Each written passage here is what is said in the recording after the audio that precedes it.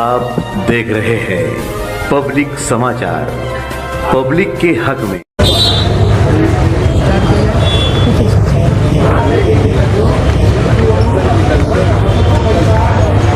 Advocate Khalid Yusuf साहब को लेकर आपसे जानना चाहेंगे कि जिस तरीके से उनको भी एक मुलजिम बनाया गया है, तो कितना दबाव अब वकला पर भी है और वकील इस बात को किस अंदाज में जो किस पस मंज़र में ले रहे हैं। देखिए कि जन्म दाखिले के बारे में एक फरियाद दाखिल हुई है, उसमें कुछ लोगों को गिरफ्तार किया गया है। उसके बाद में जो एक रिमांड रिपोर्ट आया, वो रिमांड रिपोर्ट में खालिद यूसुफ का भी नाम उसमें आरोपी बोल के शामिल किया गया।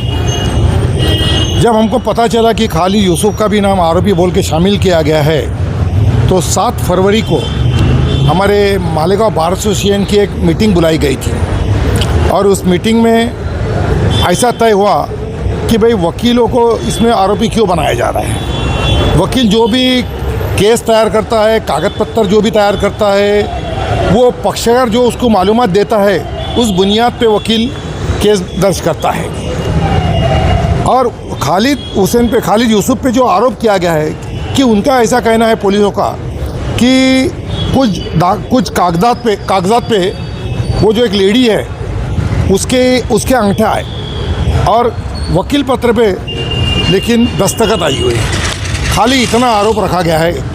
तो आज हमने जो एसआईटी के जो मेंबर हैं अनिकेत भारती साहब, हमारे बार एसोसिएशन ने उनसे मुलाकात की और हमने एक निवेदन उनको सादर किया और हमने बताया उनको कि वकील पक्षकार की मालूमात पे ही केस दर्ज करता है और कुछ पक्षकार ऐसे रहते हैं कि कोई मराठी में भी दस्तखत करते हैं, उर्दू में भी दस्तखत करते हैं, इंग्लिश में भी दस्तखत करते हैं या अंगूठा भी करते हैं। और वो जो लेडी है, पुलिस का कहना है वो पढ़ी लिखी नहीं है। लेकिन हमने बताया पुलिस को कि भाई पढ़ी लिखी नहीं भी रही लेडी तो भी बाद में दस्तखत करना वो सीख लेते हैं। ऐसे बहुत सारे एग्जाम्पल्स है कि जो बिल्कुल पढ़े लिखे नहीं रहते लेकिन उनको दस्तखत वो सीख लेते हैं।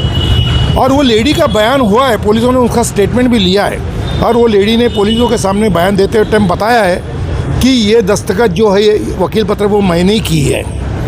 और फिर हमने उनको निवेदन देते टाइम बताया अनिकेत भारती साहब को कि दस्तखत कौन चैलेंज कर सकता है। जो आदमी की दस्तखत है नहीं है वही बोल सकता है कि ये मेरी दस्तखत नहीं है, ये अंगूठा मेरा नहीं है। अब जब वो लेडीज़ का बयान हो गया है, लेडी बोल रही है कि वो जो वकील पत्र पे दस्तखत है वो मैंने की है, तो इसके आपने पूरी इंक्वायरी पहले तफ्तीश करना चाहिए था और तफ्तीश करे बाद ही गुनाह दाखिल होना ज़रूरी था। लेकिन तफ्तीश नहीं होते हुए डायरेक्ट गुनाह दाखिल हो गया है। तो हमने ये बताया कि भाई आप इसकी पूरी तफ्तीश करो। हम ये नहीं बोल रहे कि गुनहगार लोगों को आप छोड़ दो, लेकिन तफ्तीश करो। तफ्तीश में अगर कुछ मटेरियल मिलता है तो ही गुनाह दाखिल करो। घाईगर्दी से आप किसी वकीला पे गुनाह मत दाखिल करो, पूरी तफ्तीश करो। अगर तफ्तीश में कोई आपको मटेरियल मिलता है तो आप गुनाह दाखिल कर सकते हैं। लेकिन वकील तो जो भी केसेस दाखिल करता है वो पक्षकार की मालूमात लेके उस केस दाखिल करता है, इसलिए वकील को इसमें ऐसे केस में तो आरोपी हो नहीं सकता है। तो अनिकेत भारती साहब ने बोले कि हम पूरी तफ्तीश करेंगे।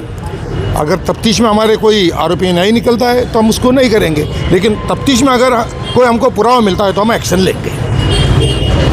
ऐसी बात आज हमारी हुई और हमने निवेदन आज सादर कर दिया है।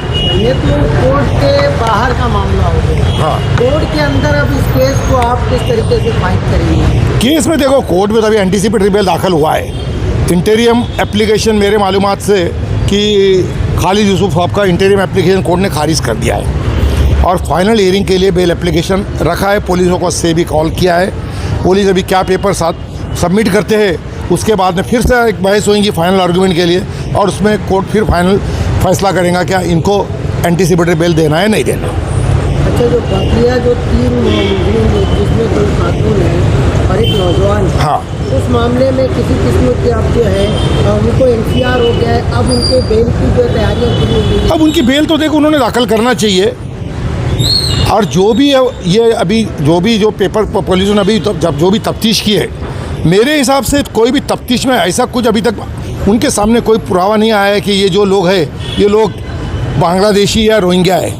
हाँ, जन्म दाखिले के कागजात में कुछ इरेगुलरिटी, कुछ त्रुटि रह सकती है, लेकिन ऐसा कोई भी ठोस पुरावा अभी तक तो भी पुलिस के, मेरे हिसाब मालूमात के हिसाब से ऐसा कोई पुलिस को मिला नहीं है। और ऐसी कोई भी एफआईआर अभी तक दर्ज नहीं हुई, रोहिंग्या या बांग्लादेशी बोल के ऐसी कोई भी एफआईआर अभी तक मेरे मालूमात के हिसाब से दर्ज नहीं हुई है। हाँ, जन्म दाखिले में जो त्रुटि रहेगी, कुछ कमतरता रहेगी, वो बुनियाद पे एक एफआईआर दाखिल हुई है।